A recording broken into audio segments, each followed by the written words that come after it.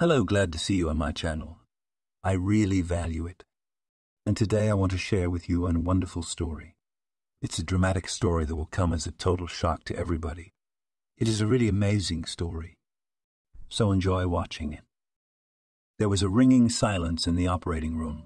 It was broken only by the noise of the machines and the clinking of instruments. The most complicated operation was in progress. The surgeon's voice was the only one audible. Clamp, tampon, another clamp. The pressure's dropping. Susan, we're losing him. Get 2 cc's of adrenaline into her heart now. As a result, after a couple of hours, the surgeon came out of there soaking wet to the skin. An exhausted Harry Parker wiped sweat from his face with his cap and exhaled quietly, "Phew! It looks like we got him out of the woods. If he survives the night, he'll be fine." The operating nurse Amelia admired the surgeon. "You're amazing. So masterly and beautifully done. No one could have done it. Harry Parker, you're a real piece of work. Are you going home to rest now?" The man shook his head negatively. "No, I'm going to be late today. I've got some paperwork to do, and there's a pile of papers piled up. And you go, Amelia. Thank you for your work. It's easy for me. You're quick and clear. Just the way I like it. Goodbye." Flushed by the chief's own praise, Amelia raced home, telling everyone on the way how Harry Parker had saved another patient with a penetrating wound. Everyone in the department appreciated and respected the surgeon for his golden hands and cozy disposition. However, they were surprised by his reticence and taciturnity. Man very rarely said anything about his personal life. Everything was strictly business. For many years, Harry Parker led the surgical department, and he did it brilliantly. He was on a par with all performed complex operations, took responsibility for the life of the patient, and was famous for its honesty. To the staff, too, treated very well. He could scold them for their faults, but he always praised and rewarded them for their excellent work. There were also many envious people. Many times they tried to bribe him or somehow compromise him in order to take his place, but so far they have not succeeded. The surgeon did not take money as a matter of principle and practiced his profession with full dedication and by the calling of his soul.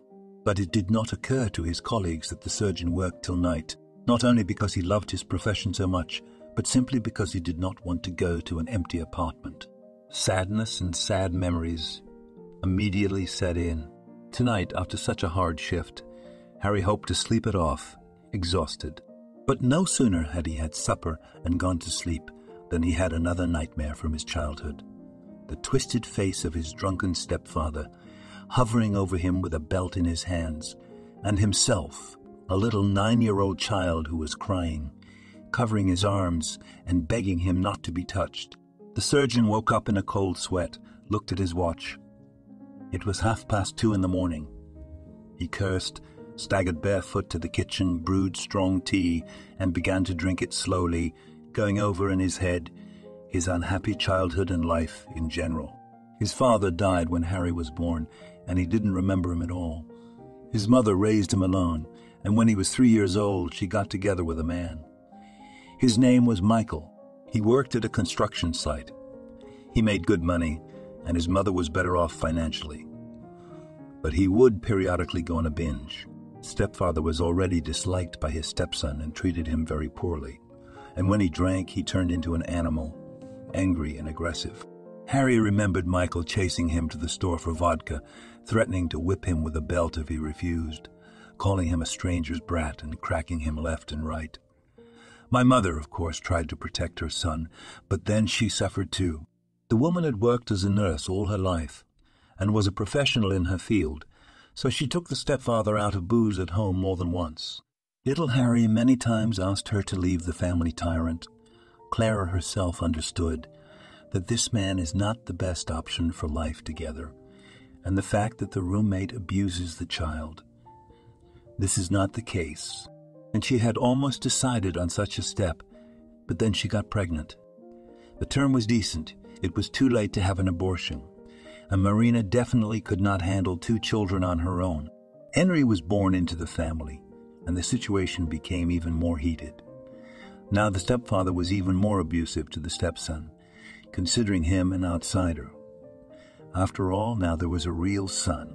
Harry hated Michael so much, was so afraid of him all the time, that he was literally counting the days until his high school graduation to leave home to study. His younger brother Henry, on the other hand, loved him, respected him, and reached out to him, always stepping in to defend Harry when his stepfather was unhinged. The brothers got along great with each other and very rarely quarreled.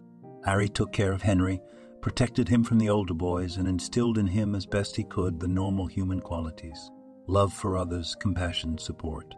Most of all, the boy feared that his stepfather would raise his brother to be the same cruel and callous scoundrel.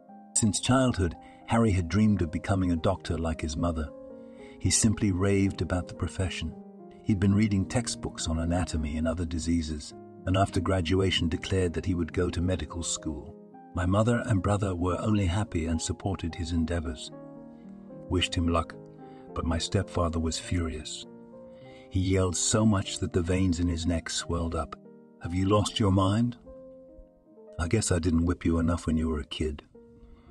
What are we going to teach you there for? Or have you decided to drink the last of your mother and me? Only rich people go there, not poor kids like us. What a lousy intellectual you are. Go to a technical college, they teach real men there?" Harry was so hurt, tears came to his eyes. Henry immediately began to intercede for his brother. "Dad, why are you like this? I'm not going to technical school either, for your information. I'm going to the economy when I graduate. I want to be a businessman. You think all a man can do is turn nuts and lay bricks?" Michael jumped up and down. "Look at this one, too.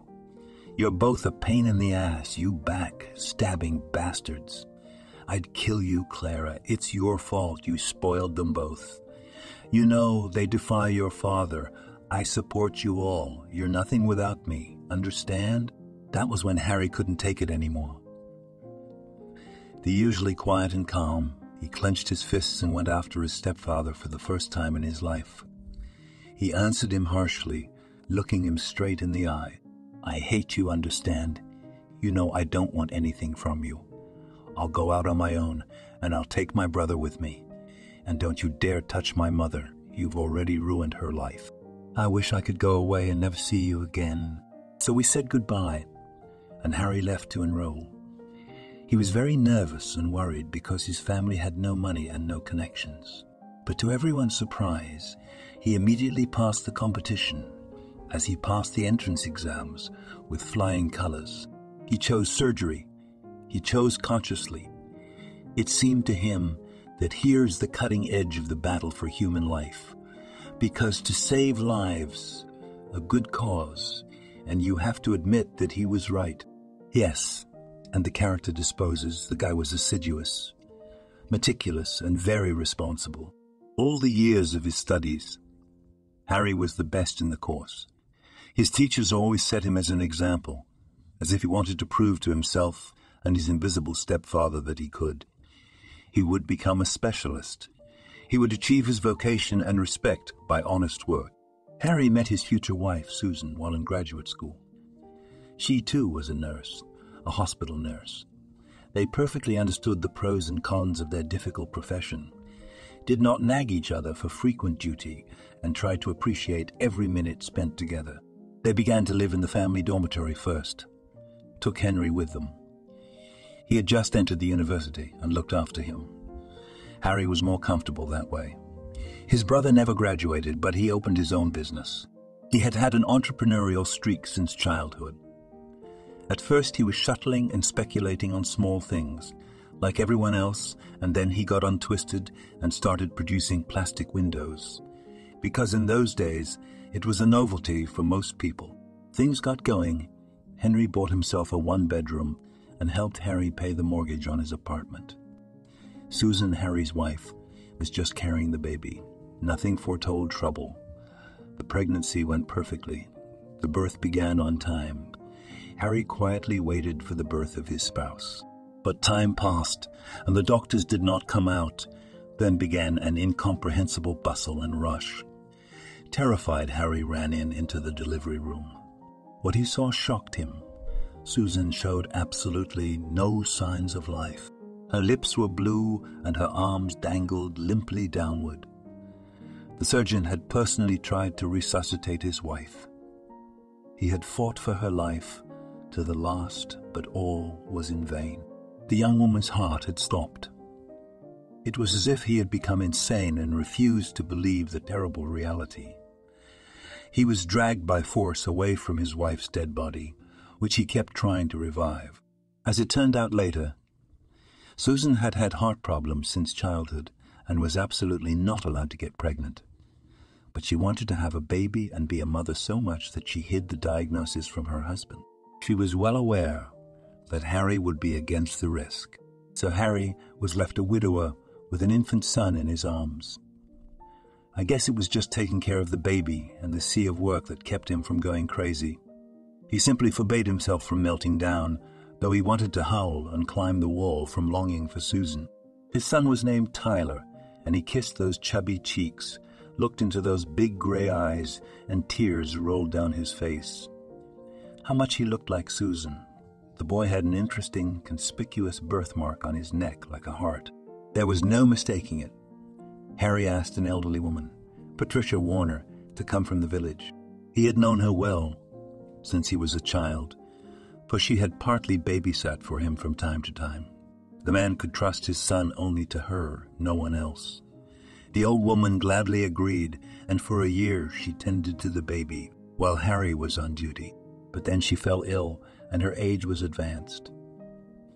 Tyler was taking his first steps, and it was too much for the old woman to run after him.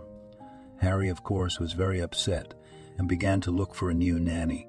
But in those days, there were no agencies at all. Helpers were hired on the advice of acquaintances or friends. His acquaintances advised him of a young girl, saying she loved children, got along with them, coped with her duties, and you won't regret it. The girl's name was Carmen. Harry liked her. She was calm, open, and smiling. She got on well with Tyler right away and started to have fun and play with him. The baby laughed with glee and clapped his hands. For a month, everything was normal, with absolutely no signs of trouble. Then suddenly one day Harry came home from work as usual, and there was no one home. At first he thought maybe Carmen had gone to the store with the baby and decided to wait a little longer. But then he discovered that many of Tyler's things and toys were gone. Harry sounded the alarm, called the police. They combed the neighborhood, went around to all the neighbors. No one saw anything. It was like the woman had vanished with the baby. Harry was tearing his hair out, drinking Corvalol, and pacing around the apartment like a caged animal. The next night, a brick rattled through the window, and a note was tied to it. It said the following: "You want to see your son alive, Pops? Then you ought to get your brother Henry to sign over his firm to Crow. He knows who he's talking about. He's not very cooperative. He says he's not very cooperative. He says he's not afraid of anything. Maybe he'll at least feel sorry for his nephew. The deadline is 1 week.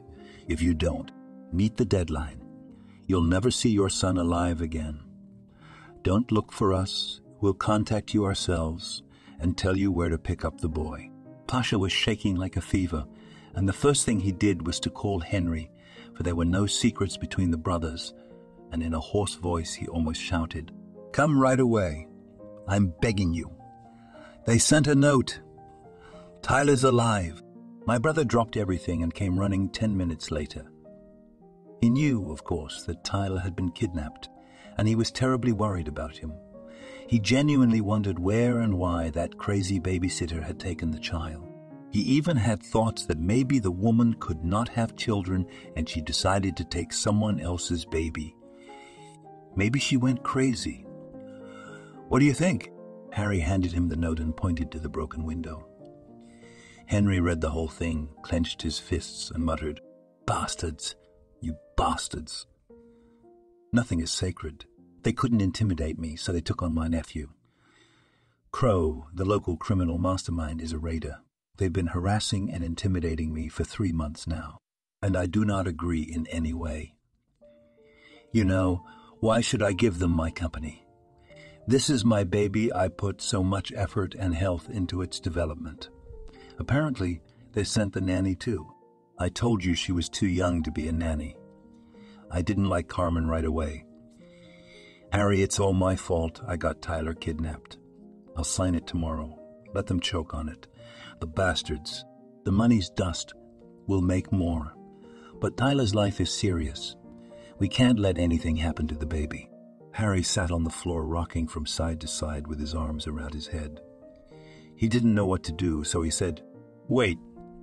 Well, where's the guarantee that once you sign the papers and give them the firm, they'll give Tyler back? It's a trap, I'm telling you. You can blackmail endlessly the same way. Me too, the fool in the sky. I didn't even double-check Carmen's passport. I was used to trusting people. And now it turns out that it's not hers at all, but a stranger's. And we know nothing at all about this hired girl. I suggest we tell the police about the note. We'll see what they advise us to do. I want to save my son. He's the dearest thing I've got, but I can't risk you, Henry. Let's do it by the law." The investigator listened to everything carefully, read the note, thought for a long time, and suggested developing a whole special operation to catch the scoundrels. The investigator listened carefully, read the note, and thought long and hard about a whole special operation to catch the scoundrels. And then they would have to shake all the dirt out of him and find out where the kid was being hidden. There was no other way out. After all, the search activities of operatives yielded no result at all. There was no trace of Carmen, unfortunately, as if she did not really exist. But, as usual, at the last moment, everything went awry and not according to plan.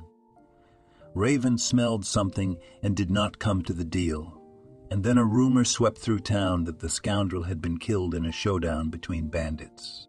In the end, Henry kept the firm, and where Tyler was, we never found out. Ends in water. Since that unfortunate day, Harry had changed a lot, had withdrawn, and was living almost ascetic life. Just work around the clock and nothing else. Still, at night he dreamt of his little boy. He was humming, pulling his hands to him and smiling with his toothless mouth. It was unbearable and drove the surgeon almost to madness. Henry couldn't watch his brother suffer indifferently. He felt his own guilt, too, that Tyler had been stolen because of him. After all, if it were not for his business, the baby would be alive and well, especially since he himself was married by this time and had a son. And one day he suggested to Harry, "Listen, why don't you want to take a child from an orphanage? I can see how you're suffering. You're so built that you need to take care of someone. You think about what I said, otherwise your grief will swallow you whole. I'm worried about you, brother." A couple of years later, tired of waiting for some incredible miracle to find Tyler and bring him back, Harry got up the courage to go to the orphanage. He didn't know what age or gender he wanted. He just wanted to look at the babies, and then we'll see. The surgeon didn't choose Michelle at all. She chose him to be her father. The serious 5-year-old girl, not by her age, took the surgeon's hand unbeknownst to her and said, "Don't be sad, Uncle. Do you want me to draw you something? Come here. Sit next to me. When I'm in a bad mood and want to cry, I draw the sun and a cat. I like cats very much. I like cats very much. Why don't we draw Moose together? She lives under our porch. She's so funny and so tame." That's how they met and never parted again. Harry had gone through 7 circles of hell before he was allowed to be adopted, because he was a widower, albeit one with a crystal clear reputation. And then there was the dark story of his son's disappearance. But Michelle ended up living with Harry.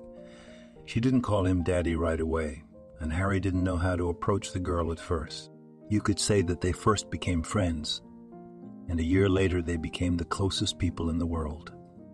Now Harry was in a hurry to get home. He needed to do his homework, feed his little girl, and have a heart-to-heart talk.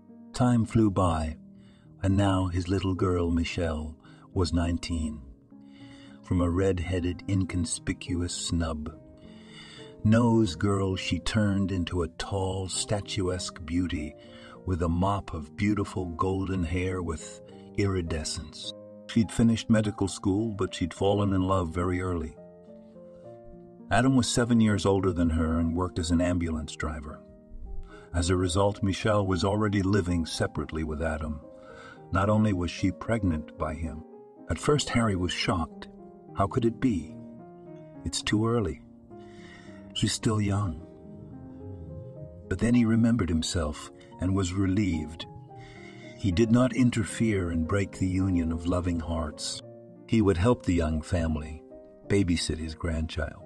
But now, in the surgeon's cold, empty apartment, the long-forgotten nightmares began to plague him again. No matter how many years passed, Harry couldn't forget his stepfather or his son Tyler.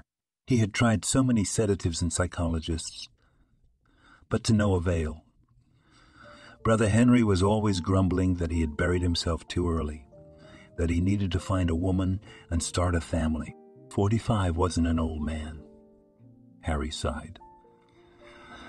There was still Susan in his heart, even if he died, and there was nothing he could do about it.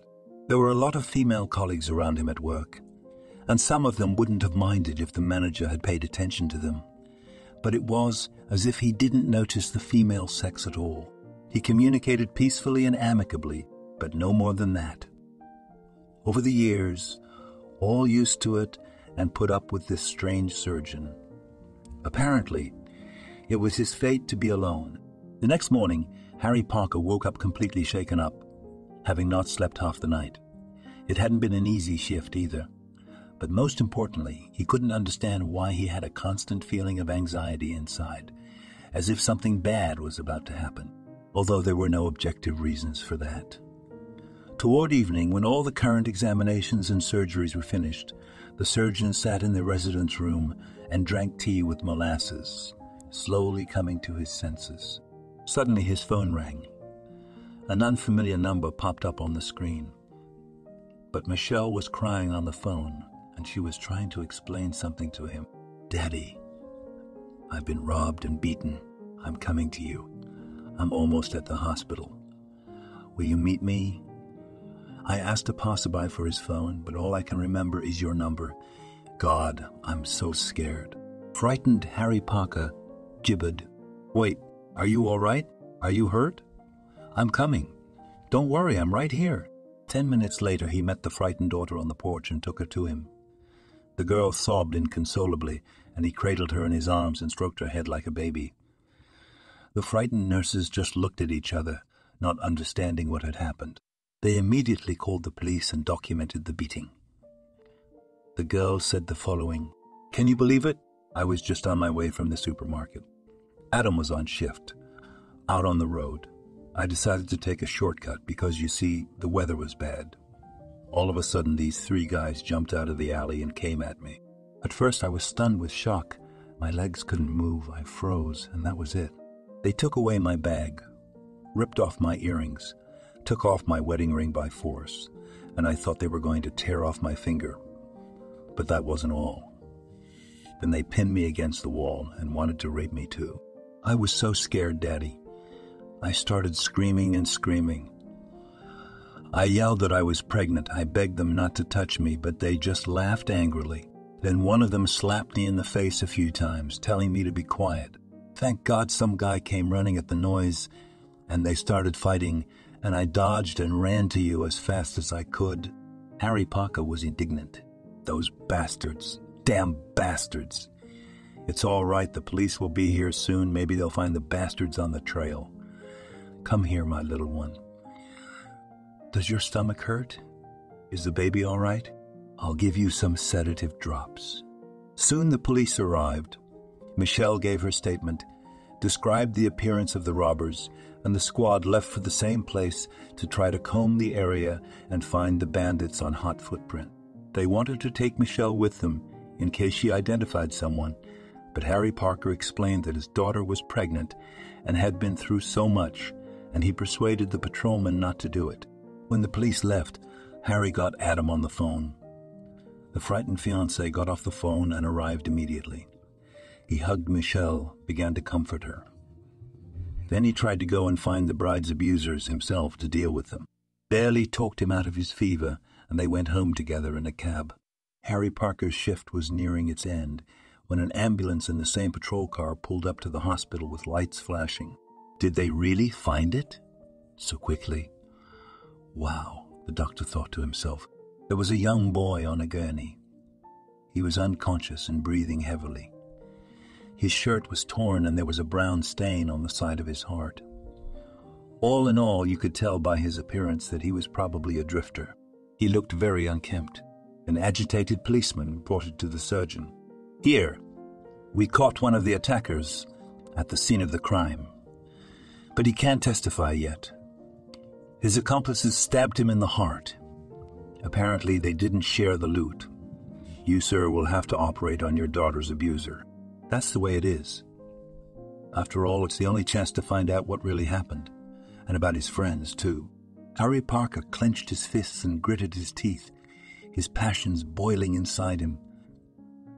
The man wanted not to operate, but to strangle right on a gurney this scoundrel who had hurt his girl. But the surgeon remembered that he had taken the Hippocratic oath and was obliged to help anyone, no matter friend or foe. The operation was about to begin. The anesthesia was administered, and the anesthesiologist turned his head slightly sideways. And then Harry saw the same heart-shaped birthmark on the bandit's neck that had been on his missing son, Tyler. There could be no mistake he remembered it to the smallest detail. For how many times he had admired it when his son was young. The surgeon was simply stunned because he was faced with his own son, who had survived become a bandit and beaten up his half-sister. All this did not fit in his head. It was as if he heard the operating nurse's voice in the distance. So, shall we begin? Harry Parker, can you hear me? Are you not feeling well? Maybe we should get another surgeon on duty. It's an emergency situation, we all understand. Although Lewis won't make it in time, a lot of blood has been lost. Harry Parker shook his head, collected himself, exhaled, and answered quietly, I'm sorry, it's okay. I'm ready. Here we go. Scalpel. The operation lasted 4 hours. The wound was under his heart. It had stopped twice, and the patient was on the verge of life and death. When everyone finally emerged from the operating room, Harry Parker began to instruct the nurse on duty. Gloria, I'm going to sleep here tonight in the residence room, on the couch. This patient, I have him on file as Tyler Clark. I want you to pay special attention to him. He's very important to me. If he gets any worse, don't hesitate to wake me up. I'll keep an eye on him myself, but I'm going to take a nap. I'm exhausted. The surgeon called his daughter, made sure she was okay. Nothing hurt, and Adam was nearby. The doctor drank some tea and lay down tiredly on the couch, immediately falling into a heavy sleep. The patient had gotten worse several times during the night, and only Harry Parker's timely intervention had saved his life. Zoff was whispering and perplexed. Why is he going around with that bandit? He almost killed his daughter, didn't he? He is certainly a doctor of God, if he can get over himself and save the life of such a scoundrel. But in my opinion, this is too much. In the morning, the patient felt better. The crisis was over, and the surgeon finally went home to take a shower and change his clothes. When he arrived back at the ward, the police and an elderly, short-looking man were already stomping around. He crumpled up his cap and approached the doctor. Say, how is my Tyler? Is he even alive? He's a little brat, but he's a good one. I'm really worried about him. Harry Parker asked, You are the patient's father? Then come into my office. We need to have a serious talk. And you gentlemen of the police, you shouldn't have come today. He will be in intensive care for at least 3 more days. It is impossible to escape from there, and he won't be able to do it physically. He won't testify yet because he's unconscious. When they move him to a private room, I'll let you know, okay? The doctor led the man into the office and introduced himself. My name is Harry Parker. Your son is still in serious condition. I can't hide it. The wound is too deep and too close to his heart. It's a miracle he survived it all. That's why I asked you here. Thing is that 20 years ago I had a tragedy in my life. My son, his name was Tyler, and he was 1.5 years. He had been kidnapped by his nanny. The boy had a peculiar mark, a heart-shaped birthmark on the left side of his neck. You know what I mean. Of course we could take some tests and do an examination, but I'm already 100% sure that the boy I operated on yesterday was not yours, but my own son. The visitor's eyes fluttered and moistened, and he twirled his cap even more, but he remained silent. Then the doctor asked him again, "Tell me, how did you end up with the child? It's important for me to know every detail because I've been looking for my son for so many years, and all to no avail. Imagine yourself in my shoes. Do you have any idea how I feel right now?" The man fussed, coughed, lowered his head, and began his story. "I'm Anthony Clark from the village of Lake George, 100 miles from town. I'm a tractor driver, and my wife, Elizabeth, is a milkmaid on the farm. Well, when we first got married, I knew right away that Elizabeth was childless. She'd been mauled by a cow when she was a child, and it was a serious injury, her back. And there was something wrong with that part. But I loved her a lot, and I didn't mind the gossip. We lived well, didn't quarrel. So one day I was working in the field. The harvest was in full swing. I got tired, so I decided to go into the shade to the plantation to go and have a snack. And suddenly I heard somebody crying, like a child. I thought that I overheated in the sun, but you see, where would a baby appear in the plantation? But the crying grew stronger and stronger and stronger. I rushed to the bushes. Right in a beautiful cradle baby lying, twisting, trying to get up and crawl. Hungry, crying his eyes out. Next to him are some things, toys, a packet of baby formula, a bottle, and a pacifier. And a note. The boy's name is Tyler. He's 1.5 years, and that was it. I grabbed the boy out of my mind and ran home. Elizabeth showed him to me. I didn't know what to do. I thought I'd take him to the policeman and let him sort it out. And Elizabeth so skillfully and deftly changed him, washed him, fed him, started to play with him, called him by name.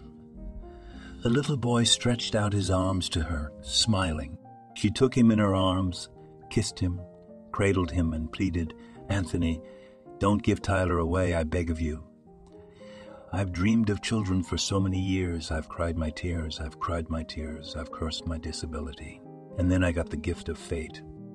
He was sent to us by God, no less. Let's raise him as our own. I'll make a deal with the village council. I'll give the money to whoever needs it. We'll do the paperwork, everything will be fine." So I felt sorry for my wife, and I was sorry to give the boy away. I knew that they would take him to an orphanage. What good would that do? That's how we raised Tyler.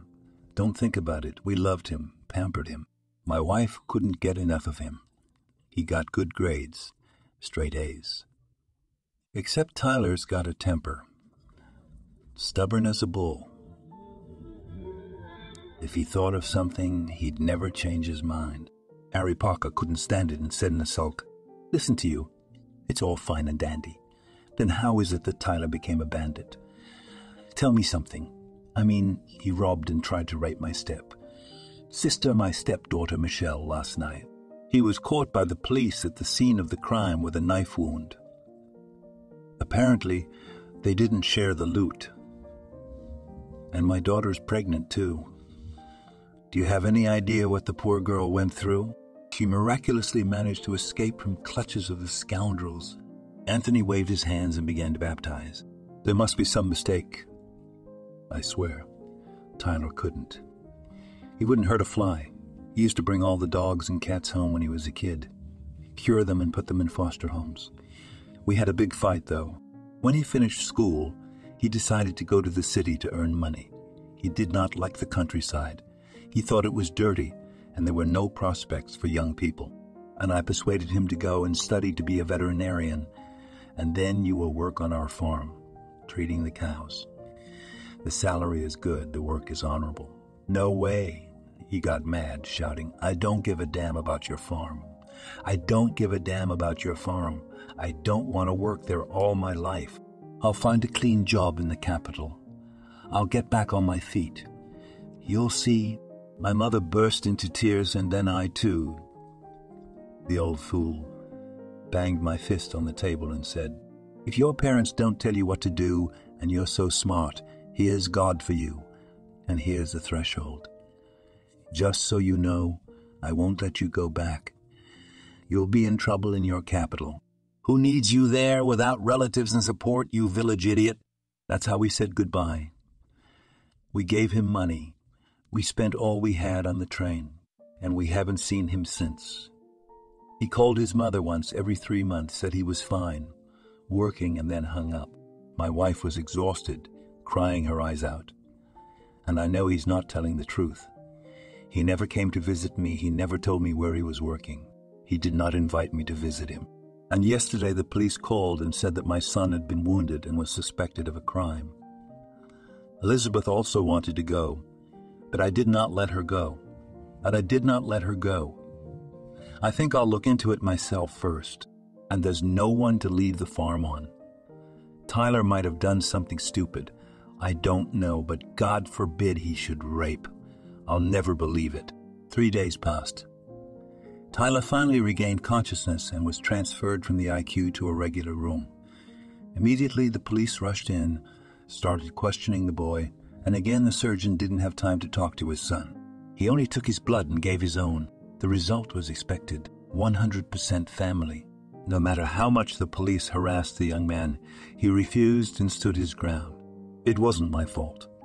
On the contrary, I was defending the girl, and those ghouls stabbed me and left me for dead. Why don't you find her and ask her yourself? I'm a vagrant as it happens, but I'm not a criminal. And don't you hang all the dogs on me. I won't sign anything. Is that clear? We had to call Michelle to the hospital and confront her in her room. There was no other way out. To everyone's surprise, the woman confirmed the boy's words completely. She threw her arms around him as if he were her own. Thank you. You saved my life. The only one who ran up to my screams from the back alley. You almost got yourself killed, but you saved me. My name is Michelle. We never got to meet. I was wrong to run away, too. I probably should have called the police and an ambulance right away. But I was so scared I ran as fast as I could to get away. The guy flushed and said quietly, Come on, what the hell? Everybody would have done the same thing. Don't exaggerate. My name's Tyler. Did you get a good look at them? 'Cause all I saw in the heat of the fight was the dragon tattoo on one of their arms. I remember one of them calling the other one Rick. That was it. The cops wrote down all these signs and went off to find the real perpetrators without much luck. So much time wasted thinking Tyler was the real culprit. Now try to find the bad guys. They must have gone to ground, and you'll find them. Harry Parker finally decided to have a frank talk with his son. He was glad the boy was clean and not involved in the crime. He walked quietly into the room, approached the bed of the patient. He was half lying and trying to solve a crossword puzzle. The surgeon started first. Hello, Tyler. How are you feeling? The guy smiled openly, and everything inside the doctor turned over. How much he looked like himself now. And he answered, Good afternoon, Harry Parker.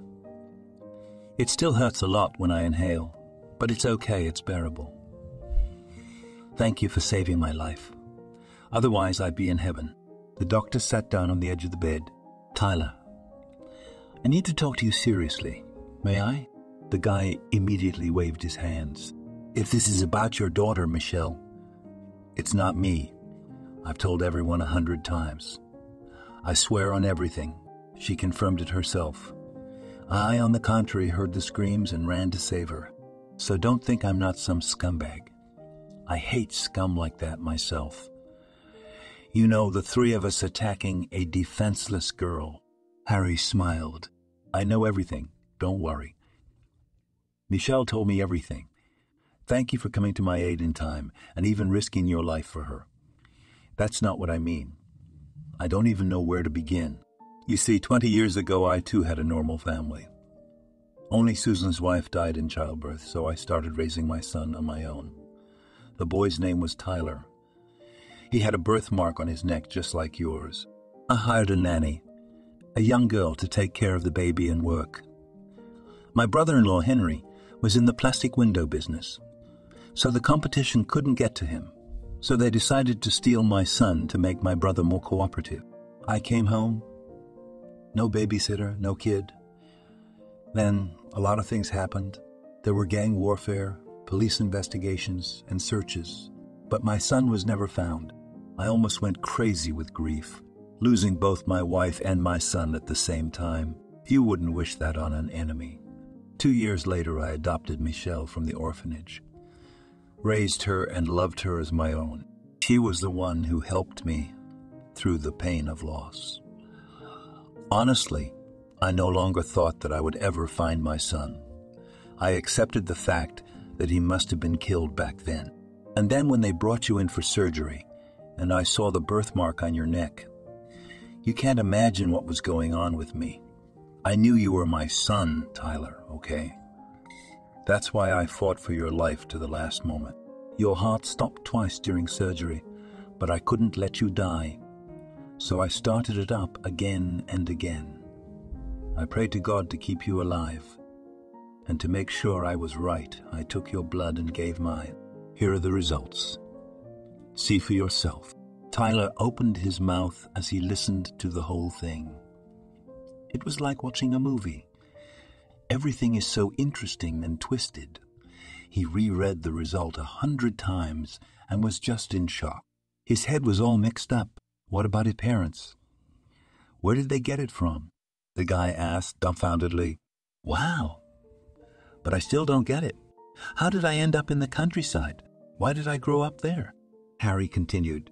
Your daddy told me he found you in a field when he was working on the tractor. There was just a note with your name on it. That's all. And they didn't have any kids. So they didn't take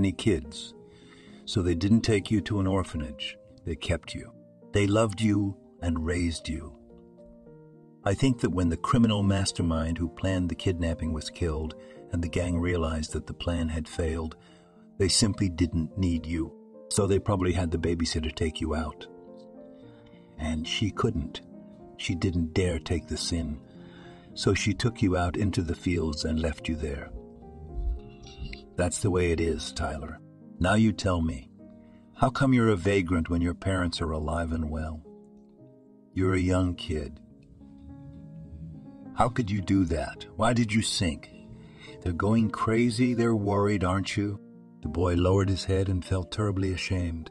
You see, I couldn't stand life in the countryside from childhood. I hated it. I felt it was not my thing. I felt my parents, and we all worked hard from morning till night. And we all worked hard from morning till night on the farm and in the garden. And it never ended. That's why I counted the days to finish school and leave. My father and mother dissuaded me, insisted that I should go to veterinary school. But I'm a fool. I'm as stubborn as a bully, and I won't do it. Although it's true it's my vocation, I guess. Since childhood, I love to handle animals. But I wanted to get out of it all. I dreamed that I would come to the city, immediately find a job to my liking, and live like in the movies. Coffee, jogging, work in the movies. Coffee, jogging, work in the office. Movies and concerts. But it turned out that in real life, it's not like that at all. I was hired to lay bricks at a construction site, and there I got dumped. I was hired to lay bricks at a construction site, and they screwed me, paid me a penny. So I started vagabonding. I couldn't take it anymore.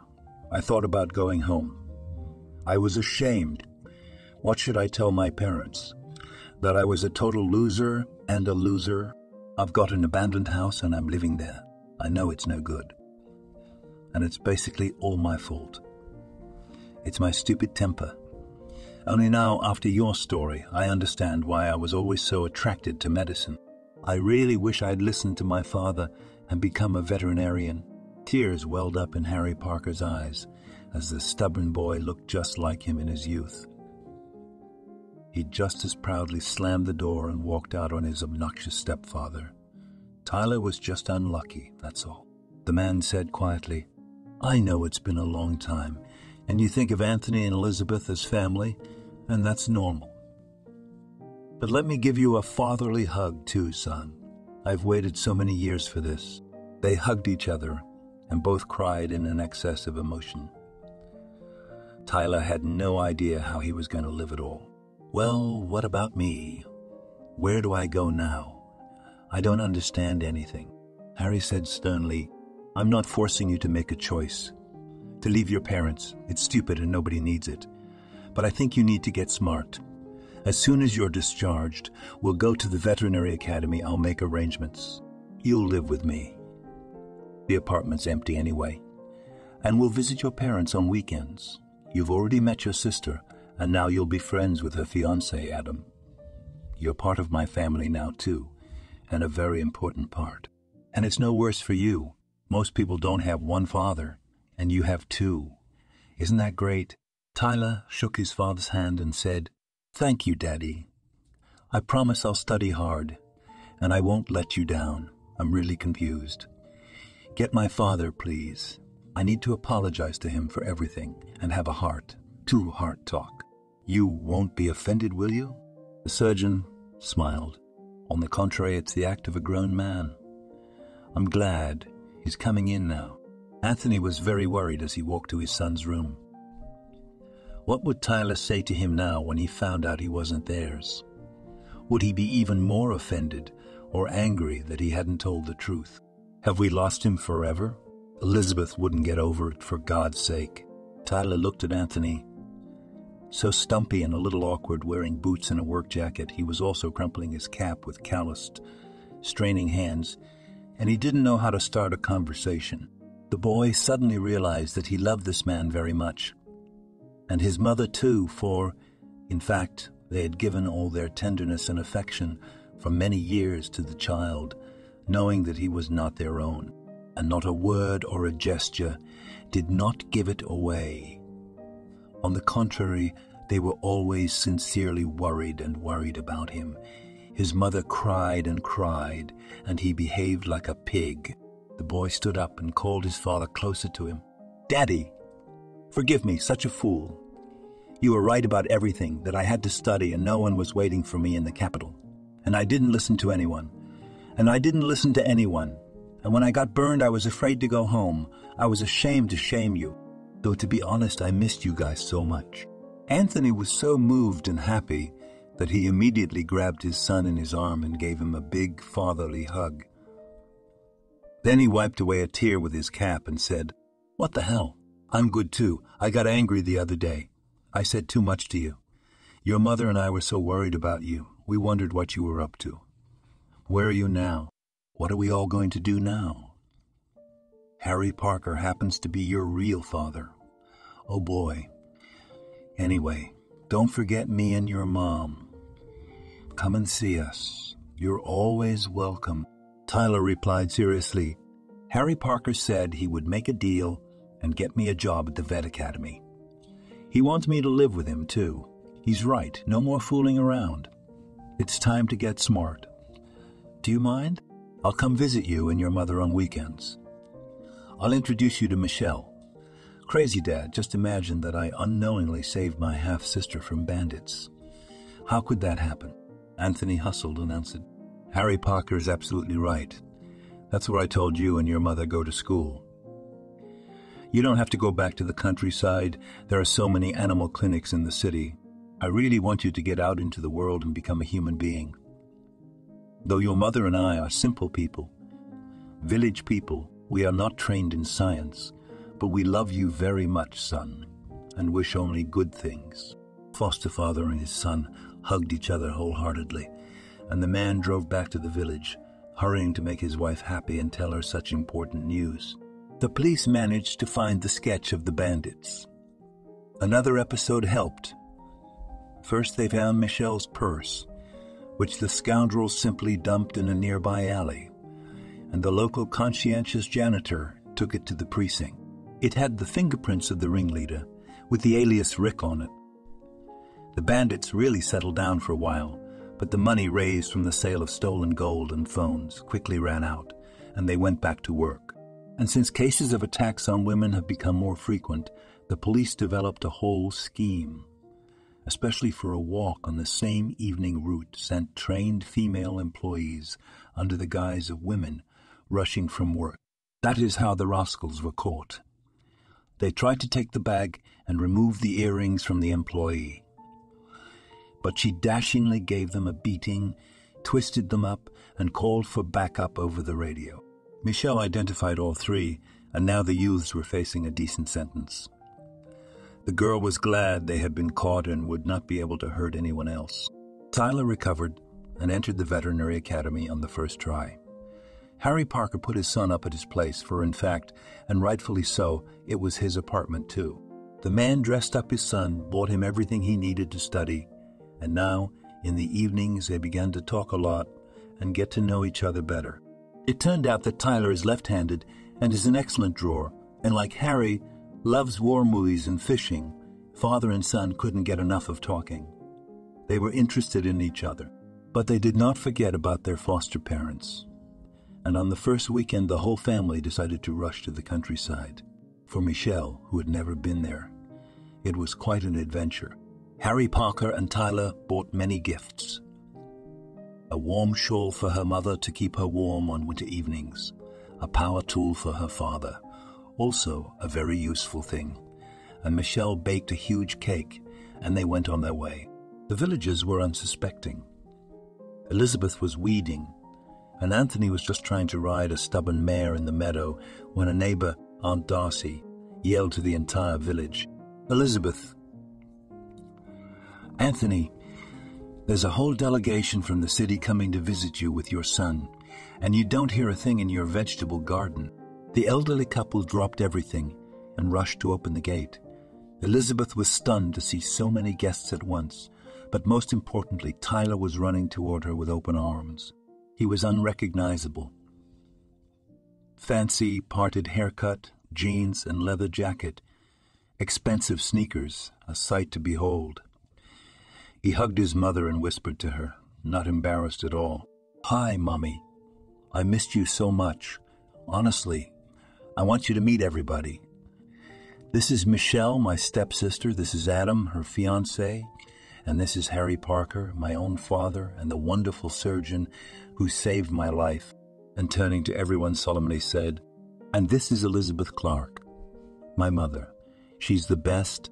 Elizabeth flushed from such warm and sincere words of her son and began to babble, "Oh, dear guests, what are we standing around for? Everybody in the house. Anthony, blow into the cellar, bring the bacon, pickles, and sausages, and call all the neighbors. We're going to celebrate. What a joy my son has come to visit, and not alone with his family." Within an hour there was plenty of room in the house. The table was full of treats, and Uncle Stanley, the physical therapist, was dashing on the accordion, and all the guests were singing along to the tune. Michelle and Adam enjoyed it so much. It was very heartwarming, simple and sincere. The homemade cherry liquor was so delicious and hearty that even Harry Parker got so carried away that he clearly had too much. He became friends with Anthony, and they drank on the Brewder's table and talked about the next time they went fishing. In the end, no one went home that night. Michelle and Adam decided to sleep in the hayloft. It was amazing. The smell of grass and hay just drove us crazy. There was such romance that the couple, of course, didn't fall asleep until dawn. The next day, they didn't say goodbye until lunchtime. It took Harry Parker a long morning to figure out what was wrong with him and where he was. His head was buzzing, his mouth was dry, and he fumbled with the bed, looking for where he'd put his glasses the night before. Elizabeth walked into the room and laughed. "Good morning, my dove." "Oh, you're in trouble, I see. I put away your glasses to be on the safe side. Go wash your face and drink some Cass, cold on rye breadcrumbs. It'll take away all the sickness. You're the one who's been sobered up from the first time you've been to bed. I was in my room with my neighbor, singing songs on the porch till morning, and I could hardly get him out of it. Harry drank his glass greedily and could only marvel at the sight of Anthony out the window, plowing the garden as if nothing had happened. That's the spirit. He had watched this simple, friendly, hospitable farm family, and he was madly grateful that they had raised him, Tyler, to be that kind, sincere, helpful. And even if he did make a mistake, that's okay. The most important thing is that he figured it out in time. And now his life will definitely get better. Tyler really didn't fail and graduated from the academy with flying colors. Harry did his best, and he was hired at the city's prestigious veterinary clinic. You could see that this job brings the guy real satisfaction, because he, too, saves the lives of pets, pulling them out of the clutches of death. Recently, he had brought an old, huge, fluffy Siberian cat from work. His name was Baxter. Tyler was indignant. "Dad, can you believe it? The lady brought this handsome boy to be put to sleep." I said, "Why?